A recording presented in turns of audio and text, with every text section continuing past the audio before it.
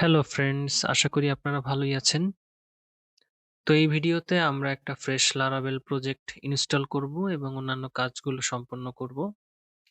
তো এই জন্য প্রথমেই আমরা laravel.com এর এই যে ওয়েবসাইটটি আছে এখানে এসে এই ডকুমেন্টেশনের এখানে যে ইনস্টলেশন এখানে আসব। আপনারা আগের ভিডিওতে দেখেছিলেন যে কম্পোজারের মাধ্যমে ইনস্টল করার জন্য একটি কমান্ড লিখতে হয়। তো এখানে সেই কমান্ডটি আমি এখন আবার বের করে আনছি। তো এই কমান্ডটিকে আমি যদি লিখি তাহলে যেটা হবে যে এক্সাম্পল অ্যাপ নামে একটা Laravel প্রজেক্ট ইনস্টল হয়ে যাবে। তো আমরা যে ডিরেক্টরিতে যে এই Laravel প্রজেক্টটি ইনস্টল করতে চাচ্ছি সেই ডিরেক্টরিতে আমাদের যে কমান্ড প্রম্পটে এই কমান্ড লাইনটি লিখে ফেলতে হবে। তো আপনারা জানেন যে লোকাল ডিস্ক সি এর ভিতরে এই জ্যাম্প এবং এইচটি ডক্সে যে আমরা আমাদের প্রজেক্ট গুলো তৈরি করি। তো এইখানে আমি যদি git bash ওপেন করে এই কমান্ড লাইনটি কপি করি, কপি করে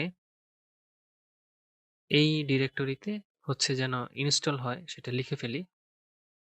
আচ্ছা, এখানে পুরোটা কপি হয়নি, আশা করি এখন কপি হবে। হ্যাঁ, তো এখন যদি আমরা এটা লিখে এন্টার করি তাহলে যে এক্সাম্পল অ্যাপ নামে একটা Laravel প্রজেক্ট ইনস্টল হওয়া শুরু করবে। তো আমি এখানে আসলে এক্সাম্পল অ্যাপ না, বরং CMS ব্লগ Laravel নামে একটা প্রজেক্ট ইনস্টল করতে চাচ্ছি এবং এটা আমাদের এই ডিরেক্টরি এবং এটা আপনারা দেখতে পাচ্ছেন এইচটি ডক্স এর ভিতরে। এখানে আমরা এটা তৈরি করব। তো এখানে এই কমান্ডটি লিখে আমি এখন এন্টার দিয়ে দিচ্ছি। এন্টার দিয়ে দেওয়ার সাথে সাথে আপনারা দেখতে পাচ্ছেন এখানে এই প্রজেক্টটি ইনস্টল হওয়া শুরু করে দিয়েছে। এই যে দেখেন, একটি ফোল্ডার এখানে তৈরি হওয়া শুরু করেছে। তো আমি এখানে এটাকে একটু পজ করব। তো আপনারা আশা করি এর মধ্যে বুঝতে পেরেছেন ভিডিওটি আসলে কেন পজ করে রেখেছিলাম, কারণ এই Laravel এই প্রজেক্টটি ইনস্টল হওয়ার জন্য বেশ কিছু সময়ের প্রয়োজন ছিল।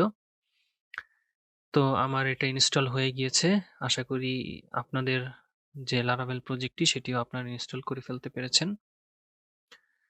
তো এই ফ্রেশ Laravel প্রজেক্টটি ইনস্টল হয়ে যাওয়ার পর আমরা এখানে এই CMS ব্লগ Laravel এখানে আসব। তো আমরা একটা কাজ করতে পারি, এটাকে ওপেন উইথ VS কোড এটা দিয়ে এটাকে ওপেন করে ফেলতে পারি।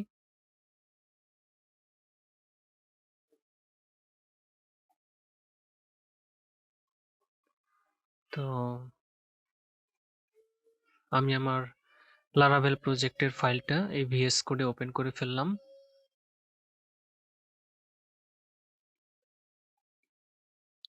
এই welcome.blade.php এই পেজটি। আচ্ছা, তো এইখানে আসলে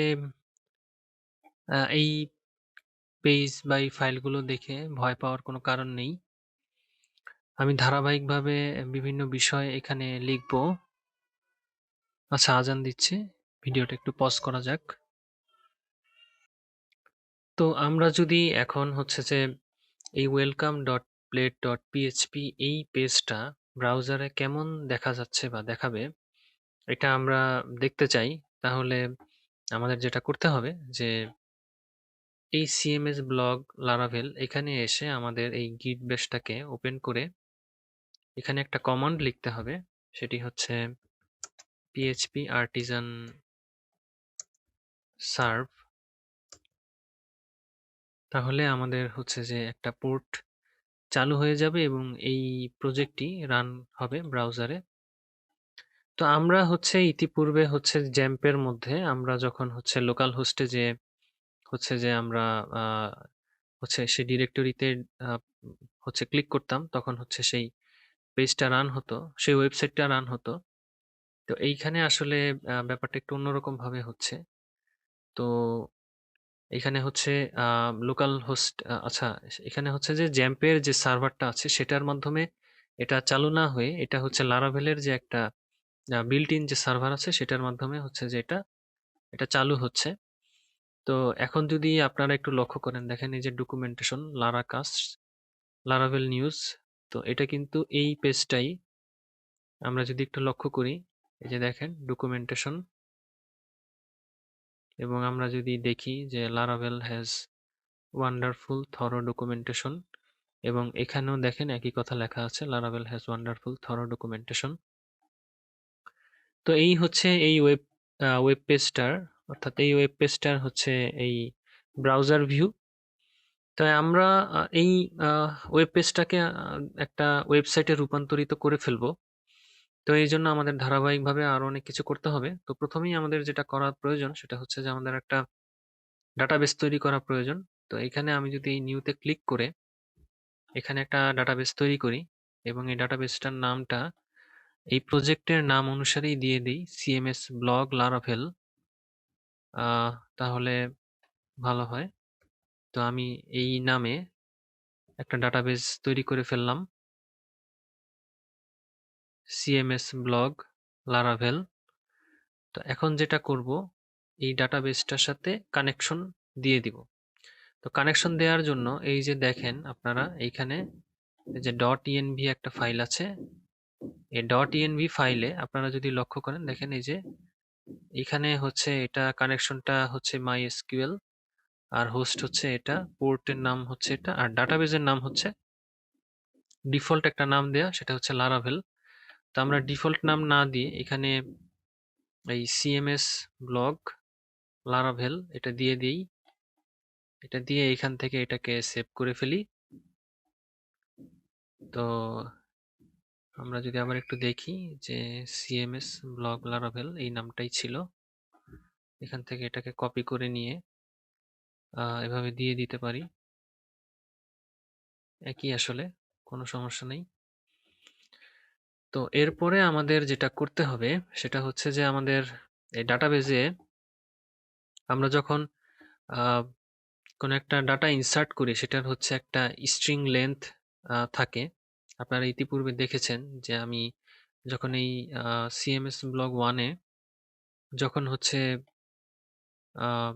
কিছু ইনসার্ট করতাম, তখন এটার হচ্ছে ভ্যালু হিসেবে 50, 350 এরকম বিভিন্ন লেন্থ হচ্ছে যে এটা হচ্ছে মিনিমাম ভ্যালু হিসেবে দেয়া থাকতো। সরি, মিনিমাম তো না, এটা ম্যাক্সিমাম। তো এই ম্যাক্সিমাম ভ্যালুর জন্য হচ্ছে এইখানে একটা কোড হচ্ছে এখানে লিখে দিতে হয়, সেটা হচ্ছে এই অ্যাপ সার্ভিস প্রোভাইডারে এসে এইখানে লিখে দিতে হয়, যেটা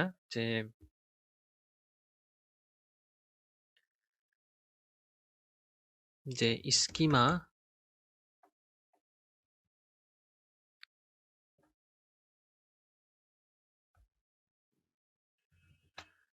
ডিফল্ট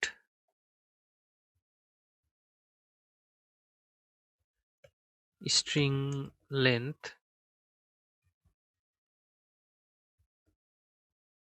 এবং এইখানে এটা হচ্ছে আমি যেই ভ্যালুটা এখানে দিয়ে দিব স্ট্রিং এর লেন্থ হচ্ছে সেটা হয়ে যাবে। তো এখানে এরপরে এটা সেভ করার পরেও এখানে একটা এরর দেখাচ্ছে, কারণ হচ্ছে যে আমি এইখানে এটা এটা এই স্কিমাটা সে কোথা থেকে পেলো সেই হচ্ছে সেটা হচ্ছে যে এইখানে আমি লিখে দেইনি। তো এইখানে আমাকে সেটা লিখে দিতে হবে, যে আমি যদি এইখানে ইউজ এটা কপি করে নিতে পারি, এটা কপি করে নিয়ে এইখানে যদি হচ্ছে ফ্যাসেটস এবং স্কিমা সেটা বলে দেই, এই ফ্যাসেটস এবং তার ভিতরে এই স্কিমা এটা বলে দেই, তাহলে যেটা হবে যে এইখানে যে এররটা দেখাচ্ছিল সেই এররটা চলে গেল। তো আচ্ছা, ডিফল্ট স্ট্রিং লেন্থ এখানে এস এবং এলটা বড় হাতের দেয়া প্রয়োজন। তো এটা এভাবে দিয়ে দিলাম। তো এর মাধ্যমে যেটা হবে যে এরপরে আমরা যখন ডাটাবেজে কোনো কিছু একটা ইনসার্ট করতে যাব, তখন অটোমেটিক্যালি ম্যাক্সিমাম ভ্যালু হিসেবে 256 সেটা সেট হয়ে যাবে।